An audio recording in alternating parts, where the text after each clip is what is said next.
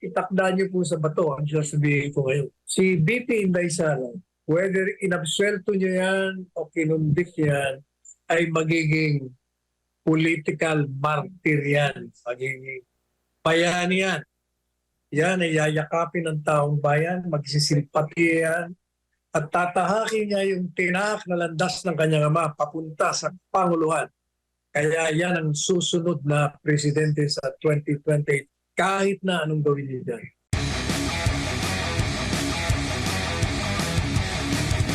Attorney Sal, pag-usapan naman natin yung column sa Manila Times sa counterpoint na impeachment looms. Kitang-kita na ba, Attorney Sal, ang planong pagpapatalsik sa pangalawang Pangulo para sa 2028 elections?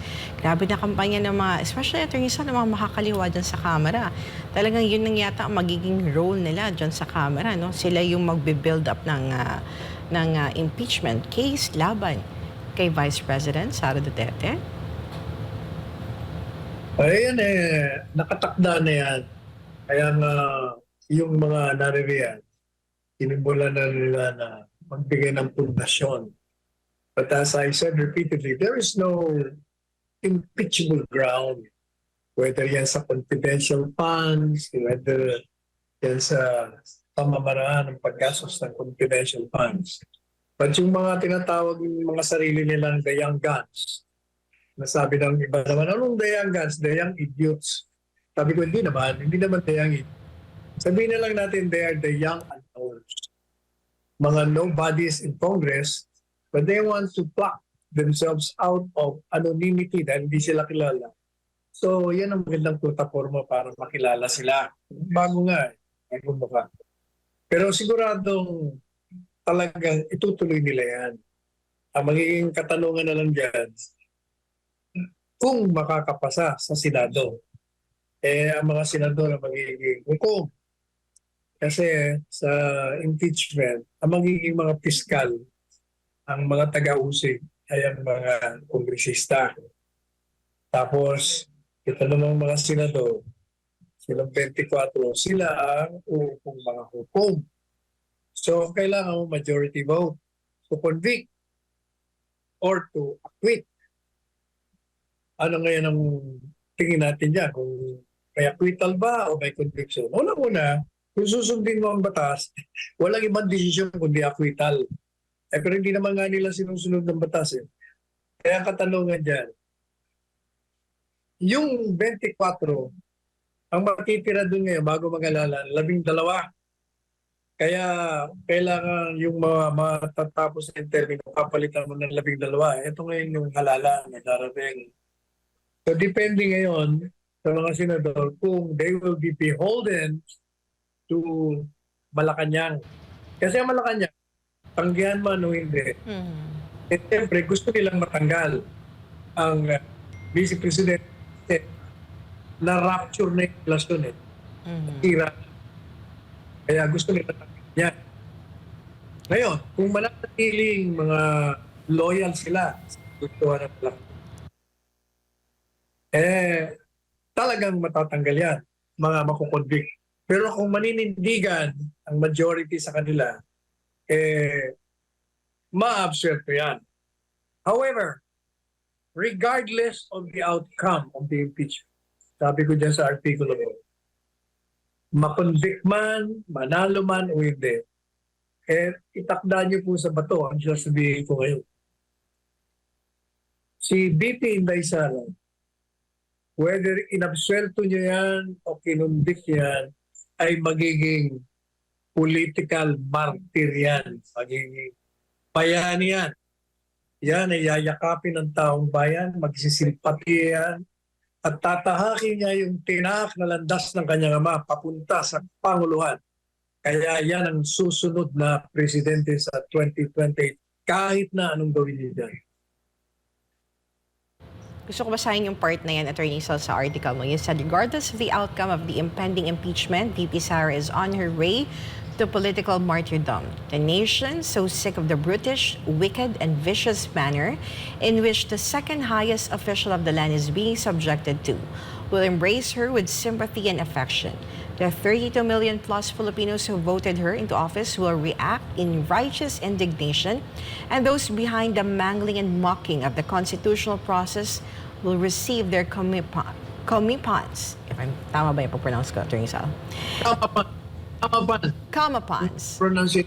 It will cement her claim to rightful and deserving succession to the highest gift the sovereign people can bestow, and tow her on the path that her father, former President Rodrigo Duterte, tread when he was catapulted to the presidency. Talaga naman. Tama naman yan, alam mo. Mhm. Alam mo, Ana, galing ako sa Davao, nag-meeting kami ni Presidente Duterte noong Biyernes. Nagsimula nga mag-meeting ng alas 8 ng gabi. Natapos kami alas 4 ng umaga. Na-miss niyo ba yung cabinet meeting, Attorney Sal? Hindi dalawang meeting namin Yung unang meeting from 8 to 12, malaking grupo. But from 12 to 4 o'clock in the morning, 4 na lang kami nag-meeting. So, marami kami pinag-usapan doon. At nung pagdating ko kasi sa Davao, ng mga alas 5, bago kami mag-meeting, pumunta ako sa SM Lanang. Nagkape ako doon. Maniwala ka, di usual na pag nandun ka, marami kang magpapapicture sa'yo. At kinuha ko yung mga yung kanilang sentimiento. Talagang sukan-sukan na raw sila sa nangyayari sa bansa. Sukan-sukan na sila sa ginagawa kay VP Sara. Talagang galit na sila. Kahapon, ako'y nasa Laguna, hanggang Tagaytay, umiikot kami. Yung mga kinainan ko, papakilala, ganun din ang mga sinasabi.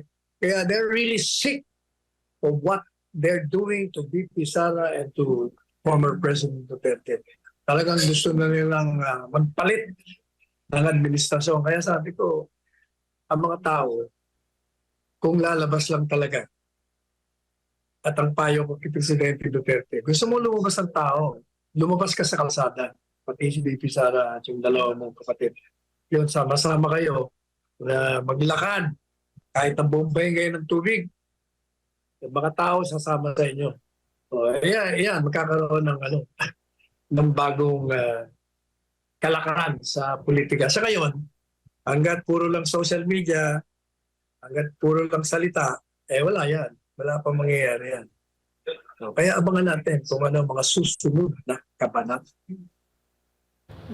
Thank you very much, Attorney Sal. Alam mo, Attorney Sal, sa kabila ng kaliwat kanang pag-atake kay VP Sara nitong weekend, ay bumisita yung Vice Presidente natin dyan sa Tinglayan, Kalinga.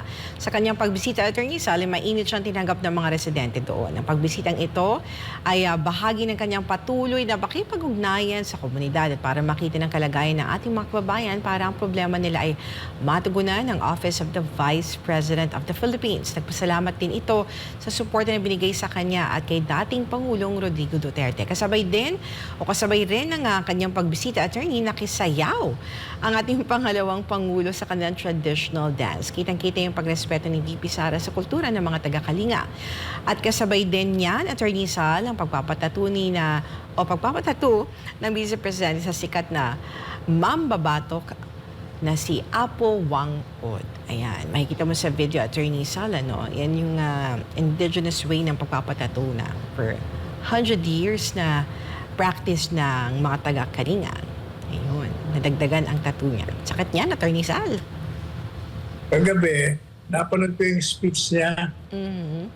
So, natutuwa ako sa speech niya. Sabi niya, bago ako pumunta sa Kalinga Apayao, ang bilin sa akin ng nanay ko, huwag ka magpatato. Tapos nung dumating ako sa Kalinga Apayao, tinawagan ko ang nanay ko, sabi niya, ang sinabi lang sa akin niya, huwag ka magpatato. Nagpatato pa rin siya. Hindi naman first time magpatato ni VP Sara kasi may tattoo na silang magkakapatid. Naalala mo, Attorney Sal, meron silang same na tattoo, silang tatlo. Nung inakusahan sila ni Trillanes sa drug. Yung tatay na lang nila hindi pa nagpapatato. Ang tattoo kanyang brand. Yeah. Francia, yun ang tattoo niya. Mhm. Kahit walang katawan niya, talaga nakatatak na sa pangalan.